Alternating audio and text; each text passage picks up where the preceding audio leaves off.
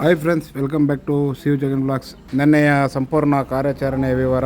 ನೆನ್ನೆ ಬೆಳಿಗ್ಗೆ ಎಂದಿನಂತೆ ಆನೆಗಳಿಗೆ ಸಾಕಾನೆಗಳಿಗೆ ಪೂಜೆ ನಡೆಸಿದ ನಂತರ ಆನೆಯನ್ನು ಟ್ರ್ಯಾಕ್ ಮಾಡಲಿಕ್ಕೆ ಪ್ರಾರಂಭಿಸ್ತಾರೆ.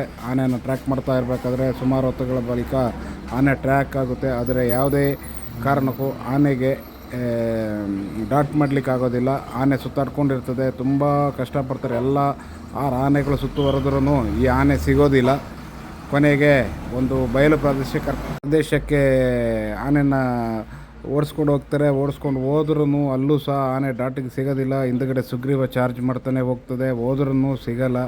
ಈ ಸಂದರ್ಭದಲ್ಲಿ ಏನು ಮಾಡ್ತಾರೆ, ದೂರದಿಂದಲೇ ಟ್ರ್ಯಾಂಕ್ಲೈಸ್ ಮಾಡ್ತಾರೆ.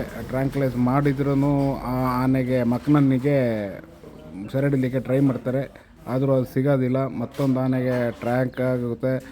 ಆದಮೇಲೆ ಆ ಆನೆ ಸಿಗುತ್ತೆ. ಅದು ನೋಡಿದರೆ ಮರಿ ಆನೆ. ಇರುವಂಥ ಆನೆಗಳಲ್ಲಿ 8 ಆನೆಗಳಲ್ಲಿ 7 ಆನೆಗಳು ಸಣ್ಣ ಮರಿಗಳೇ. ಆದರೆ ಈ ಇಡೀ ತಂಡವನ್ನು ಕ್ಯಾಪ್ಟನೈಸ್ ಮಾಡ್ತಾ ಇರೋದು ಈ ದೊಡ್ಡ ಮಕ್ಕನ. ಈ ಮಕ್ಕನನ್ನು ಸೆರೆ ಹಿಡಿದ್ರೆ ಈ ಆನೆ ಮರಿಗಳೆಲ್ಲ ಸಪ್ರೇಟ್ ಆಗ್ತವೆ. ಆ ಟಾರ್ಗೆಟ್ ಇಟ್ಕೊಂಡೇ ಇದು ಮಾಡಿದ್ದಾರೆ. ಆ ವಿಡಿಯೋ ಕ್ಲಿಪ್ಪಿಂಗ್ ಸಹ ಇದೆ, ನೋಡ್ಬೋದು ನೀವು. ಮಕ್ಕನು ಗಜ ಭಾರಿ ದೈತ್ಯ ಮಕ್ಕನ. ಅದು ಹೆಚ್ಚು ಕಮ್ಮಿ ನಮ್ಮ ಕರ್ನಾಟಕ ಭೀಮ ಏನಿದೆ, ಆ ಭೀಮನಿಗಿಂತ ಜೋರಾಗಿರ್ಬೋದೇನೋ ಗೊತ್ತಿಲ್ಲ. ಭಾರಿ ದೊಡ್ಡ ಆನೆ, ನೀವು ನೋಡ್ಬೋದು. ಅದನ್ನು ಹಿಮ್ಮೆಟ್ಟಿಸ್ತಿರುವಂಥ ಸುಗ್ರೀವ. ಆ ಗ್ರೂಪಲ್ಲೇ ನೋಡಿ ನೀವು ಆನೆನ ಮತ್ತು ಸುಗ್ರೀವನ್ನ ಕಂಪೇರ್ ಮಾಡಿ ನೋಡಿದ್ರೆ ಎಷ್ಟು ದೊಡ್ಡ ಆನೆ ಅಂತೇಳಿ ನಿಮಗೆ ಗೊತ್ತಾಗುತ್ತೆ. ಹೀಗೆ ತುಂಬ ಹೊತ್ತು ಕಷ್ಟಪಟ್ಟು ಈ ಆನೆನ ಟ್ರ್ಯಾಕ್ ಹಿಡಲಿಕ್ಕೆ ಅಂತ ಟ್ರೈ ಮಾಡ್ತಾರೆ, ಆದರೂ ಸೆರೆ ಸಿಕ್ಕಲ್ಲ. ಅಲ್ಲಿಗೆ ಈ ಕಾರ್ಯಾಚರಣೆಯನ್ನು ನಿಲ್ಲಿಸ್ತಾರೆ. ಇವತ್ತು ಎಂದಿನಂತೆ ಈ ಕಾರ್ಯಾಚರಣೆಯನ್ನು ಕಂಟಿನ್ಯೂ ಮಾಡ್ತಾರೆ.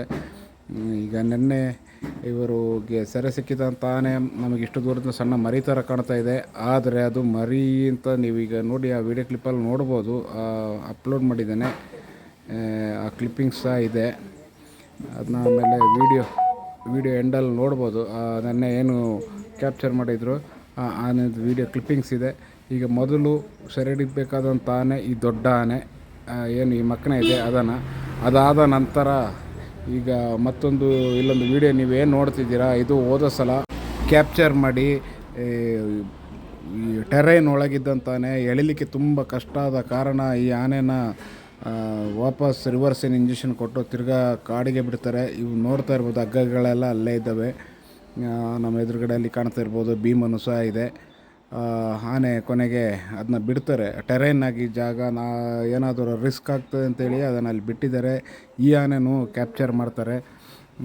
ಮೊದಲು ಮಕ್ಕನಂತೆ ಉಪಟಳ ಜಾಸ್ತಿ ಇರೋದ್ರಿಂದ ಮಕ್ಕನನ್ನು ಮೊದಲು ಸೆರೆ ಹಿಡಿತಾರೆ, ಆನಂತರ ಈ ಆನೆಯನ್ನು ಸೆರೆ ಹಿಡಿತಾರೆ. ಅದೇ ರೀತಿ ಅಲ್ಲಿನೂ ಸಹ ನಿನ್ನೆ ಚಿಕ್ಕಮಗಳೂರಲ್ಲಿ ಏನು ಕಾರ್ಯಾಚರಣೆ ನಡೀತಾ ಇದೆ, ಅಲ್ಲಿನೂ ಸಹ ಕೂದಲೆಳೆ ಅಂತರದಿಂದ ನಿನ್ನೆ ಡಾಟ್ ಆಗುವಂಥ ಲಕ್ಷಣ ಇತ್ತು. ಅಲ್ಲೂ ಸಹ ತುಂಬ ಟೆರೈನ್ ಇರೋ ಜಾಗಗಳಲ್ಲಿ ಆನೆಗಳಿಗೆ ಡಾಟ್ ಮಾಡುವಾಗ ತುಂಬ ಕಷ್ಟ ಆಗುತ್ತೆ. ಅದೇ ರೀತಿ ಇಲಾಖೆ ಮೇಲೆ ಕೆಟ್ಟ ಹೆಸರು ಸಹ ಬರುತ್ತೆ. ಅಲ್ಲಿ ಏನಕ್ಕೆ ಅಂತ ಹೇಳಿದ್ರೆ, ಏನಾದರೂ ಆನೆಗಳು ಸತ್ತೋಗ್ಬಿಟ್ರೆ ತುಂಬ ಕಷ್ಟ ಆಗುತ್ತೆ ಅವ್ರಿಗೆ. ಅದೇ ರೀತಿ ಮತ್ತು ನಮ್ಮ ಕೊಡಗಿನಲ್ಲಿ ನಿನ್ನೆ ಸಂಜೆ ಒಂದು ಹೃದಯ ವಿದ್ರಾವಕವಾದಂಥ ಒಂದು ಘಟನೆ ನಡೆಯುತ್ತೆ. ಏನು ಮಡಿಕೇರಿಯಿಂದ ಮಂಗಳೂರು ಭಾಗದಲ್ಲಿ ತನ್ನ ಮನೆಗೆ ಹೋಗುತ್ತಿದ್ದ ಒಬ್ಬಳು ಹೆಣ್ಣು ಮಗಳು first year PUC Saint Michaels ಕಾಲೇಜಿನಲ್ಲಿ ಪ್ರಥಮ PUCಯಲ್ಲಿ ವಿದ್ಯಾಭ್ಯಾಸ ಮಾಡುತ್ತಿರುವಂಥ ಹೆಣ್ಣು ಮಗಳು ನಿನ್ನೆ ತನ್ನ ಮನೆಗೆ ತಾಯಿ ಸುಂಟಿಕೊಪ್ಪ ಭಾಗದಲ್ಲಿ ಎಲ್ಲೋ ಕೆಲಸದಲ್ಲಿದ್ದಾರೆ. ಯಾವುದೋ ಒಂದು ಆಶ್ರಮದಲ್ಲಿ ಕೆಲಸ ಮಾಡ್ತಾಯಿರ್ತಾರೆ. ಮನೆಗೆ ಹೋಗಬೇಕಾದ್ರೆ ತುಂಬ ಕಡಿದಾದ ರಸ್ತೆ ಇರುತ್ತೆ. ಪಾಪ ತಂದೆ ಬೈಕಲ್ಲಿ ಹೋಗಿ ಮನೆ ಸೇರ್ಕೋತಾರೆ. ಅಷ್ಟರ ಒಳಗಡೆ ಆನೆ ಬಂದು ಬಸ್ಸಿನಲ್ಲಿ ಒಂದು ಇಳಿದ ತಾಯಿ ಹಾಗೂ ಮಗಳನ್ನು ಅಟ್ಟಾಡಿಸ್ದೆ. ಮಗಳನ್ನು ಎತ್ಕೊಂಡು ಹೋಗಿ ಆನೆ ಸಾಯಿಸ್ದೆ. ಚೀರಾಟದಲ್ಲಿ ತೊಡಗಿದ ಅಷ್ಟೇ ವೇಗವಾಗಿ ತಂದೆ ಬಂದಿರ್ತಾರೆ. ಆದರೆ ಅಷ್ಟರಲ್ಲೇ ಮಗುನ ತುಳಿದು ಸಾಯಿಸಿರುತ್ತೆ. ಇಂಥ ಒಂದು ಹೃದಯ ವಿದ್ರಾವಕವಾದಂಥ ಘಟನೆ ನಡಿಬಾರ್ದಿತ್ತು. ಆ ಕನಸು ಏನಿತ್ತು ಆ ಮಗುದು, ಪಾಪ 17 ವರ್ಷ ಪ್ರಥಮ PUC, ಅವರ ಕನಸೆಲ್ಲ ನುಚ್ಚಿ ನೂರಾಯಿತು. ಈ ಥರದ ಅಹಿತಕರ ಘಟನೆ ನಡಿಬಾರ್ದು, ನಡೆದೋಗಿದೆ. ತುಂಬ ಬೇಜಾರಾದ ಸಂಗತಿ. ಈ ಕರ್ನಾಟಕದಲ್ಲಿ, ಅದರಲ್ಲೂ ಪಶ್ಚಿಮ ಘಟ್ಟಗಳ ತಪ್ಪಲಿನಲ್ಲಿ ನಡೀತಿರುವಂಥ ಈ ಥರದ ಮಾನವ ಆನೆ ಸಂಘರ್ಷಕ್ಕೆ ಕೊನೆ ಯಾವಾಗ ಅಂತ ಗೊತ್ತಿಲ್ಲ.